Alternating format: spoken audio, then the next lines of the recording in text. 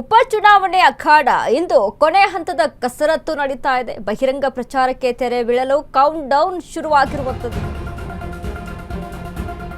ಉಪಚುನಾವಣೆ ಅಖಾಡ ಕೊನೆ ಹಂತದ ಕಸರತ್ತು ಇಂದು ಬಹಿರಂಗ ಪ್ರಚಾರಕ್ಕೆ ತೆರೆ ಬೀಳಲು ಕೌಂಟ್ ಡೌನ್. ಬೈ ಎಲೆಕ್ಷನ್ ಕ್ಯಾಂಪೇನ್ಗೆ ಇಂದು ಸಂಜೆಯೇ ತೆರೆ ಬೀಳುತ್ತೆ. ಸಮರ್ಥ ಪರ ತಾಯಿ ಅತ್ತೆಯಿಂದ ಅಬ್ಬರದ ಪ್ರಚಾರ ನಡೀತಾ ಇದೆ.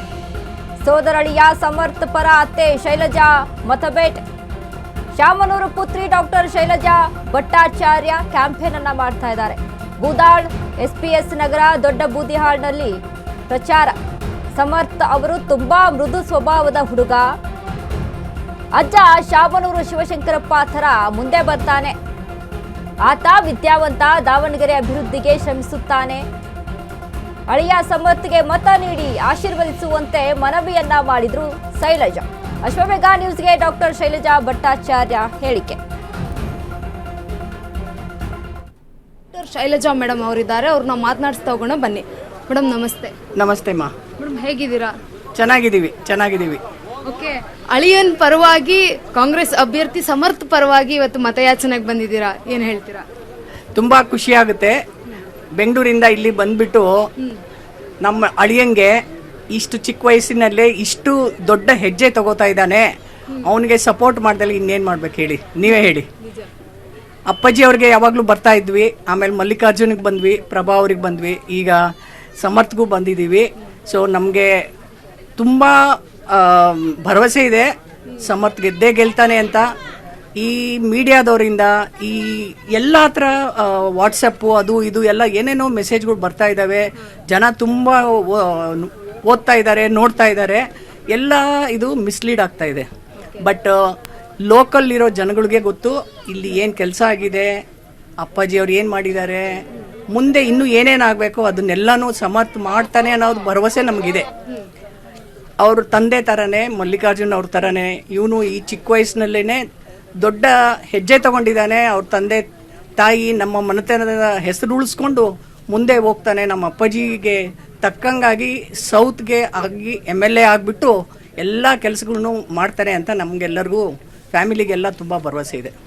ಮೇಡಮ್, ಅಳಿಯ ಅಂತಂದ್ರೆ, ಅದರಲ್ಲೂ ಸೋದರ ಅಳಿಯ ಅಂತಂದ್ರೆ ಮಗನ್ಕಿಂತ ಒಂದು ಪ್ರೀತಿ ಜಾಸ್ತಿನೇ ಇರುತ್ತೆ. ಅಳಿಯನ್ ಬಗ್ಗೆ ಏನು ಹೇಳ್ತೀರಾ ಮೇಡಮ್? ಚಿಕ್ಕ ವಯಸ್ಸಿನಿಂದ ನೋಡ್ಕೊಂಡು ಬಂದಿರ್ತೀರಾ, ಈಗ ರಾಜಕೀಯಕ್ಕೆ ಎಂಟ್ರಿ ಕೊಡ್ತಾ ಇದ್ದಾರೆ, ಏನು ಹೇಳ್ತೀರಾ ಅವ್ರ ಬಗ್ಗೆ? ಯಾವಾಗಲೂ ಜನ ಶ್ರೀಮಂತರು ಮನೆಯವರು ಅಂದರೆ ತುಂಬ ಕೆಳಮಟ್ಟದಲ್ಲಿ ನೋಡ್ತಾರೆ. ಬಟ್ ಇಲ್ಲಿ ದಾವಣಗೆರೆಯಲ್ಲಿ ಇರೋರಿಗೆ, ನಮ್ಮ ಮನೆತನದ ಜೊತೆಗೆ ಹೊಂದಿಕೆ ಇರೋರಿಗೆ ಗೊತ್ತು ನಾವು ಯಾವ ಥರದ ಮನುಷ್ಯರು, ದಿಮಾಕಿನವರು ದಿಮಾಕಿಲ್ದವರು. ಈ ಸಮರ್ಥ ಸಹಿತಾನು ಹೊರಗಡೆ ದೇಶದಲ್ಲಿ ಓದ, ಕೊಯಂಬತ್ತೂರಲ್ಲಿ ಓದ, ಕೊಡೈಕೆನಾಲಲ್ಲಿ ಓದ, ಹೊರ ದೇಶದಲ್ಲಿ ಓದಿ ಬಂದ. ನೀವು ಯಾರಾದರೂ ಅವ್ನು ಮಾತಾಡಿಸಿ ನೋಡಿ ಗೊತ್ತಾಗುತ್ತೆ ಅವನು ಎಷ್ಟು ಮೃದು ಸ್ವಭಾವ, ಹಿರಿಯರಿಗೆಲ್ಲರಿಗೂ ಎಷ್ಟು ಅವನು ರೆಸ್ಪೆಕ್ಟ್ ಕೊಡ್ತಾನೆ, ದೇವರಲ್ಲಿ ಎಷ್ಟು ರೆಸ್ಪೆಕ್ಟ್ ಇದೆ. ದೇವರು, ದಿಂಡ್ರು, ಹಿರಿಯರು ಎಲ್ಲರಿಗೂ ತುಂಬಾ ಅವನು ಏನು ಹೇಳ್ಬೇಕು, ನಾನು ತುಂಬ ರೆಸ್ಪೆಕ್ಟ್ ಕೊಟ್ಬಿಟ್ಟು ಎಲ್ಲ ಚೆನ್ನಾಗಿ ನೋಡ್ಕೋತಾನೆ. ಸೊ ಸಮರ್ಥ ಯಾವ ರೀತಿನಲ್ಲೂ ಅವ್ರ ಅಜ್ಜನ ಹೆಸರನ್ನ ಕಡಿಮೆ ಮಾಡಲ್ಲ ಅನ್ನೋದು ಮಾತ್ರ ನಾನು ಭರವಸೆ ಹೇಳಬಲ್ಲೆ. ಏಕೆಂದರೆ ಅವನು ಇಷ್ಟು ಚಿಕ್ಕವನಾದ್ರೂ ತುಂಬ ತಿಳ್ಕೊಂಡಿದ್ದಾನೆ. ಅವ್ರ ಅಮ್ಮನ MP ಎಲೆಕ್ಷನ್ನಲ್ಲೂ ತುಂಬ ಓಡಾಡಿದ್ದಾನೆ. ಅವ್ರ ಅಮ್ಮನ ಜೊತೆ ಇದ್ಬಿಟ್ಟು ರಾಜಕೀಯ ಏನು ಅಂತ ಅವನು ತುಂಬ ತಿಳ್ಕೊಂಡಿದ್ದಾನೆ. ಸೊ ಎಲ್ಲ ಪಕ್ಷದವ್ರು ಹೇಳ್ತಾರೆ ಅವ್ನು ಇಷ್ಟು ಚಿಕ್ಕ ಹುಡುಗ, ಅವ್ನು ಯಾಕೆ ನಿಲ್ಲಿಸ್ಬೇಕಿತ್ತು, ಅವ್ನು ಏನು ಮಾಡೋಕ್ಕೆ ಸಾಧ್ಯ ಅವನು ಅಂತ ಹೇಳ್ತಾರೆ. ಬಟ್ ಅವ್ನು ಗೆಲ್ಸಿನ ಮೇಲೆ ಅವ್ನು ಏನು ಮಾಡ್ತಾನೆ, ಮಾಡೋಕ್ಕೆ ಸಾಧ್ಯ ಆಯಿತು ಅನ್ನೋದನ್ನ ನೀವೇ ನೋಡ್ತೀರಾ. ಮೇಡಮ್, ಇಷ್ಟು ವರ್ಷಗಳಲ್ಲಿ ನೀವು ನೋಡ್ಕೊಂಡೇ ಬಂದಿರ್ತೀರಾ, ತಂದೆಯವರು ಯಾವ ರೀತಿಯಾಗಿ ರಾಜಕೀಯದಲ್ಲಿ ಗುರುತಿಸ್ಕೊಳ್ತಾ ಇದ್ರು, ಜನಪರವಾಗಿರುವಂತಹ ಕೆಲಸಗಳನ್ನ ಮಾಡ್ತಾ ಇದ್ರು ಅಂತ. ಆ ಒಂದು ದಿನಗಳನ್ನ ನೋಡಿದಾಗ ನಿಮ್ಗೆ ಏನ್ ಅನ್ಸುತ್ತೆ? ಈಗಿನ ದಿನಗಳನ್ನ ಸಮರ್ಥ ಅವ್ರಿಗೆ ಏನ್ ಹೇಳ್ತೀರಾ ಅಂತ?